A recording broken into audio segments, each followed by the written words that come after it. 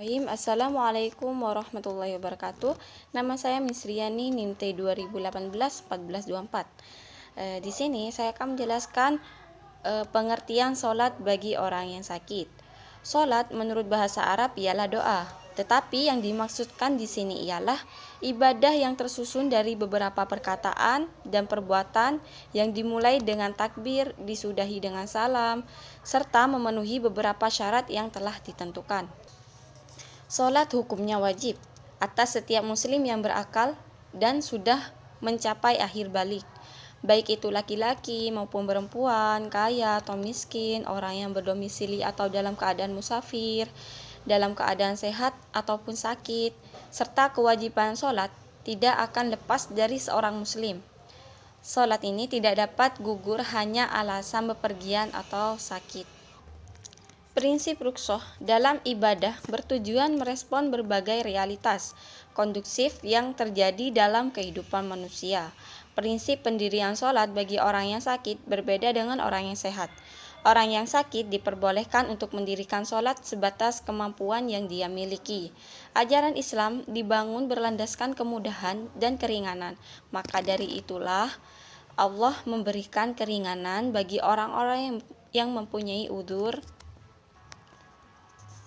di dalam peribadatan sesuai dengan udzurnya, sehingga mereka dapat beribadah kepadanya tanpa merasa kesulitan. Nah, baik, terima kasih. Mungkin hanya itu yang dapat saya jelaskan. Mohon maaf selebihnya. Wassalamualaikum warahmatullahi wabarakatuh. Baik, assalamualaikum warahmatullahi wabarakatuh. Di sini saya akan melanjutkan penjelasan dari teman saya pemateri sebelumnya, yaitu mengenai tata cara sholat bagi orang yang sakit. Di sini para ulama sepakat ya bahwasanya barang siapa yang tidak mampu melakukan sholat dengan berdiri, hendaknya ia sholat sambil duduk. Dan jika tidak mampu dengan duduk, maka ia sholat sambil berbaring dengan posisi tubuh miring dan menghadap muka ke kiblat. Disunahkan miring dengan posisi tubuh miring di atas tubuh bagian kanan. Dan jika tidak mampu melaksanakan sholat dengan berbaring miring, maka orang tersebut boleh sholat dengan berbaring terlentang. Nah, di sini beberapa tata cara ya. Yang pertama, orang yang sakit harus bersuci dengan air terlebih dahulu untuk menghilangkan hadas besar dan hadas kecil. Tentunya meskipun kita tidak sakit, kalau hendak mau sholat ya tentunya kita harus bersuci terlebih dahulu. Tujuannya untuk menghilangkan hadas kecil dan hadas besar. Dan apabila ada halangan dalam menggunakan air, jika tidak bisa menggunakan air, maka orang tersebut bisa bertayamum. Yang kedua yaitu membersihkan pakaian dan badan dari najis.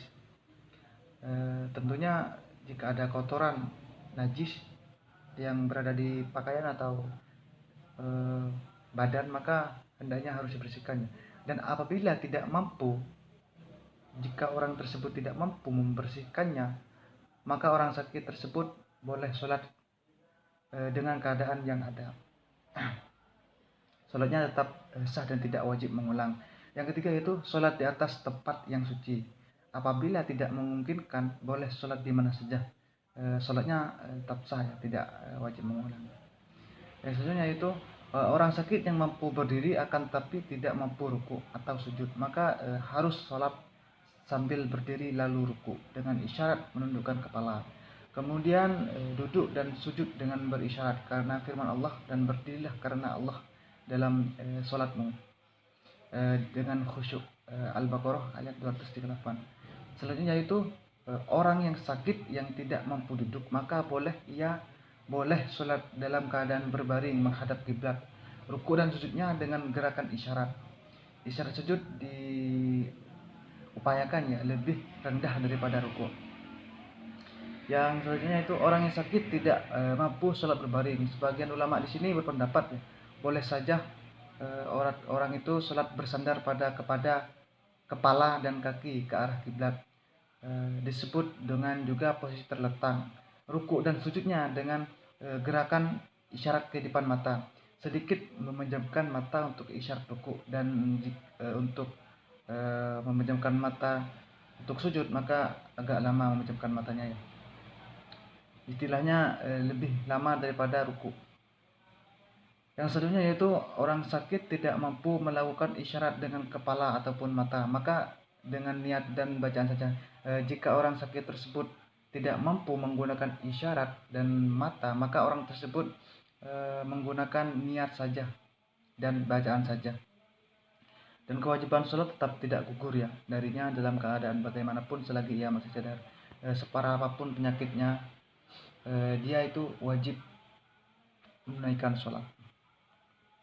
Dan apabila di tengah-tengah sholat, orang-orang yang sakit mampu melakukan apa yang tidak mampu dilakukan sebelumnya, seperti berdiri dan ruku, sujud, atau berisyarat dengan kepala, maka pasien atau orang sakit tersebut harus melakukan apa yang mampu dan melakukan sholat tersebut. Apabila pasien tersebut tertidur atau lupa melakukan sholat atau karena lainnya, maka pasien itu wajib menunaikannya di saat ia sudah bangun ataupun ia sudah ingat, dan tidak boleh ya menunda-nunda waktu sholat. Mungkin hanya itu yang dapat saya sampaikan. Yang selanjutnya akan disampaikan oleh pemateri selanjutnya. Terima kasih. Assalamualaikum warahmatullahi wabarakatuh. Nama saya Muhammad Alfi Maulana, NIM T2018-1420. Nah, saya di sini akan menjelaskan tentang ketentuan sholat bagi orang yang sakit. Ketentuan sholat bagi orang yang sakit ada 5. Yang pertama itu tetap wajib sholat menghadap ke kiblat. Seseorang yang sedang menderita sakit sehingga tidak bisa berdiri atau duduk, maka dia tetap wajib sholat dengan menghadap ke kiblat. Namun caranya memang agak berbeda. Di antara para ulama berbeda pendapat. Sebagian mengatakan bahwa caranya dengan berbaring miring. Posisi bagian kanan tubuhnya ada di bawah dan di bagian kiri tubuhnya di atas. Mirip dengan posisi mayat yang masuk ke liang lahat. Dalilnya karena dalam pandangan mereka yang dimaksud dengan menghadap kiblat harus dada, bukan wajah. Maka intinya adalah bagaimana dada itu bisa menghadap ke kiblat. Namun sebagian ulama yang lain mengatakan bahwa menjadi ukuran dalam menghadap kiblat adalah kaki, bukan dada. Asalkan kakinya sudah menghadap ke kiblat, maka dianggap posisi badannya sudah memenuhi syarat. Maka orang yang sakit itu dalam posisi telentang dan kakinya membujur ke arah kiblat. Kemudian ketentuan yang kedua yaitu orang sakit menjamak sholat. Para ulama berbeda pendapat tentang diperbolehkannya orang yang sakit menjamak sholat. Sebagian ada yang membolehkan dan sebagian ada yang tidak. Yang tidak membolehkan yaitu diantaranya adalah mazhab Al-Hanafiyah dan Asy-Syafi'iyah, serta sebagian dari ulama mazhab Al-Malikiyah. Dasarnya karena sama sekali tidak ada dalil apapun dari Rasulullah SAW tentang membolehkannya orang sakit untuk menjamak sholat. Dan selama tidak ada dalil, maka kita tidak boleh mengarang sendiri sebuah aturan tentang sholat. Sehingga setiap orang yang sakit wajib menjalankan sholat sesuai dengan waktu yang telah ditetapkan. Kemudian yang kedua, boleh menjamak. Imam Ahmad bin Hambal membolehkan jamak karena disebabkan sakit. Begitu juga Imam Malik dan sebagian pengikut Asy-Syafi'iyah. Sedangkan dalam kitab Al-Mughni karya Ibnu Qudamah dari mazhab Al-Hanabilah menuliskan bahwa sakit adalah hal yang membolehkan jamak sholat. Syekh Syahid Sabiq menukil masalah ini dalam Fiqhus Sunnahnya. Kemudian ketentuan yang ketiga yaitu tidak boleh mengqashar sholat. Meskipun ada pendapat yang membolehkan orang sakit menjamak sholatnya, namun perlu digarisbawahi bahwa qashar tetap tidak berlaku. Artinya orang yang sakit tidak diberikan keringanan untuk mengqashar salat. Selama ini banyak orang yang terlanjur menyamakan antara jamak dan qashar. Sehingga dalam benak mereka, kalau boleh menjamak salat, maka untuk mengqashar salat juga boleh. Mengqashar salat itu hanya dibolehkan karena satu alasan, yaitu safar. Safar adalah satu-satunya alasan dari diperbolehkannya mengqashar salat. Sedangkan jamak memang dibolehkan untuk selain alasan safar, seperti karena hujan, sakit, dan uzur lainnya. Meski tetap dalam hal ini para ulama berbeda-beda pendapat. Kemudian yang keempat, ketentuan yang keempat yaitu mengganti sholat yang terlewat. Apabila karena alasan sakit seseorang terpaksa harus meninggalkan sholat fardu dari waktunya, maka hukumnya secara syariah tidak berarti kewajiban sholat atasnya menjadi gugur. Nah, sholat fardu 5 waktu tetap menjadi kewajiban atasnya. Hanya saja ketika sakit dan tidak mampu dikerjakan sementara tidak perlu dikerjakan, misalnya ketika seorang pingsan sedang dioperasi yang membutuhkan waktu panjang. Nah, maka itu wajib untuk mengganti sholat yang terlewat. Kemudian ketentuan yang kelima yaitu menjadi imam. Bolehkah orang yang sakit menjadi imam? Nah, para ulama berbeda-beda pendapat tentang diperbolehkannya orang yang sakit menjadi imam. Yang pertama yang tidak membolehkan yaitu mazhab al-Malikiyah dan mazhab al-Hanabilah. Mereka mengatakan tidak boleh imam yang tidak mampu berdiri untuk diperkenankan menjadi imam bagi orang-orang yang mampu berdiri. Pendapat ini juga didukung oleh Muhammad bin Hasan Asy-Syaibani yang merupakan salah satu murid Al-Imam Abu Hanifah. Sedangkan yang membolehkan bermakmum kepada imam yang duduk karena sakit adalah mazhab Al-Hanafiyah dan Asy-Syafi'iyah. Nah, perbedaan di antara keduanya bahwa mazhab Al-Hanafiyah mensyaratkan imam harus bisa ruku dan sujud secara normal. Kalau ruku dan sujud secara normal itu pun tidak bisa dilakukannya, maka hukumnya tidak boleh dijadikan imam. An-Nawawi, salah satu ulama mazhab Asy-Syafi'iyah, menyebutkan di dalam kitabnya Al-Majmu' Syarah Muhadzab yang bunyinya seperti ini. Telah kami sebutkan bahwa mazhab kami membolehkan sholat di belakang imam yang duduk karena tidak mampu berdiri. Namun makmumnya tidak boleh duduk, harus berdiri. Nah, mungkin hanya itu yang bisa dapat saya sampaikan. Kurang lebihnya mohon maaf. Wallahul muwaffiq ila aqwamit thoriq. Wassalamualaikum warahmatullahi wabarakatuh. Assalamualaikum warahmatullahi wabarakatuh. Saya akan menerangkan tentang ketentuan sholat bagi orang yang sakit. Yaitu orang yang sakit boleh atau tidak menghadap kiblat. Yaitu yang pertama, jika orang itu tidak kuat ya tidak apa-apa, tetapi kalau kuat ya hendaknya dia menghadap kiblat. Menghadap kiblatnya itu sesuai dengan kakinya, bukan dada. Jadi kalau kaki itu harus menghadap ke kiblat, tapi kalau tidak mampu ya tidak apa-apa. Yang selanjutnya, orang sakit itu apakah boleh menjadi imam? Masih ada dua pendapat, ada yang membolehkan dan juga ada yang tidak. Karena menurut mazhab Al-Maliki itu tidak boleh, tetapi juga ada yang membolehkan, yaitu mazhab apa gitu yang membolehkan. Ya, itu saja mungkin dari saya, kurang lebihnya mohon maaf. Wassalamualaikum warahmatullahi wabarakatuh. Assalamualaikum warahmatullahi wabarakatuh. Saya Bilang Fajri, NIM T 2018-1433. Di sini saya akan menjelaskan terkait landasan hukum salat bagi orang-orang yang sakit.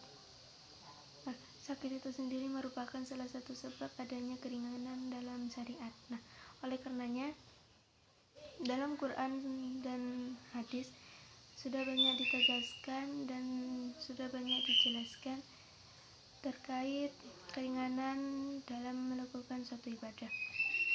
Seperti yang sudah dijelaskan dalam Quran surat An-Nisa ayat 102 yang berbunyi, A'udzu billahi minasyaitonir rajim.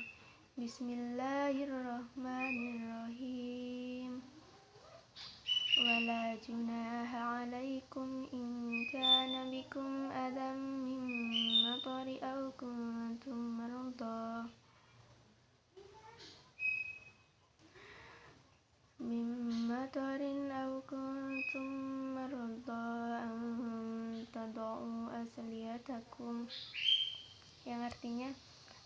tidak ada dosa atasmu jika kamu mendapat sesuatu kesusahan karena hujan atau karena kamu memang sakit. Meletakkan senjatamu. Nah, dalam Quran surat An-Nisa tersebut sudah dijelaskan bahwasanya dalam beribadah itu tidak dipersulit juga karena sudah ada keringanan seperti itu. Dan juga sudah dijelaskan dalam hadis Rasulullah bersabda yang bunyinya An Ibni Abbasi anin Nabi sallallahu alaihi wasallam qala man sami'an nida'a falam yujibhu fala sholata lahu illa min udhrin qalu ya Rasulullah wa ma udharu qala khaufu au mardun, yang artinya dari Ibnu Abbas dari Nabi Shallallahu Alaihi Wasallam bersabda, barang siapa yang mendengar azan dan dia tidak memenuhi panggilan itu, maka sholatnya kurang sempurna kecuali bagi orang yang uzur. Sahabat bertanya, apakah yang dimaksud dengan uzur? Rasulullah Shallallahu Alaihi Wasallam bersabda, rasa takut dan sakit. Nah, berdasarkan sabda Rasulullah, berdasarkan hadis tersebut sudah jelas bahwasanya Allah itu memberikan keringanan bagi orang yang sakit dalam menunaikan ibadah sholat. Nah, dan dalam ibadah tersebut sudah dipertegas bahwa, dan dalam hadis tersebut sudah dipertegas bahwasanya dalam menunaikan ibadah itu Allah Subhanahu wa taala itu tidak mempersulit kaumnya untuk melakukan ibadah karena sudah terdapat keringanan, dan apabila menunaikan ibadah kepada Allah itu tidak akan mengalami kesulitan.